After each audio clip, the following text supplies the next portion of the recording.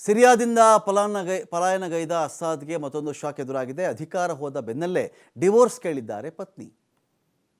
ಅಸ್ಮಾ ಅಸಾದ್ ಅಧಿಕಾರ ಹೋಯಿತು, ವಿಚ್ಛೇದನ ಕೊಟ್ಬಿಡಪ್ಪ, ನಿನ್ನ ಹತ್ರ ಅಧಿಕಾರ ಇಲ್ದ್ಮೇಲೆ ಇನ್ಯಾಕೆ ಅಂತ ತನ್ನ ತವರು ಲಂಡನ್ಗೆ ಮರಳೋದಕ್ಕೆ ಅಸ್ಮಾ ಅಸಾದ್ ಪ್ರಯತ್ನ ಪಡ್ತಾ ಇದ್ದಾರೆ. ಈ ಕಡೆ ಅಸಾದ್ ದೇಶ ಬಿಟ್ಟು ಪಲಾಯನ ಬಿಟ್ಟುಬಿಟ್ಟಿರೋದು.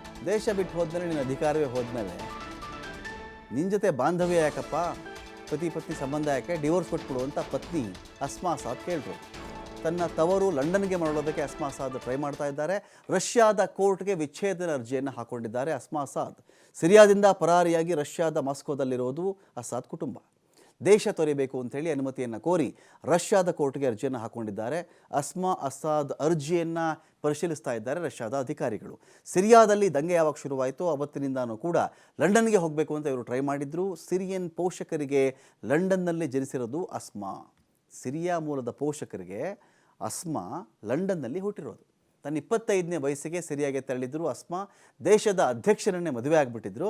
ಅಧ್ಯಕ್ಷ ನೋಡಿದ್ರೆ ಇವಾಗ ರಷ್ಯಾಕ್ಕೆ ಪರಾರಿ, ಹಾಗಾಗಿ ನಾನು ಡಿವೋರ್ಸ್ ಕೊಟ್ಬಿಡಪ್ಪ ಅಂತ ಕೇಳಿರೋದು.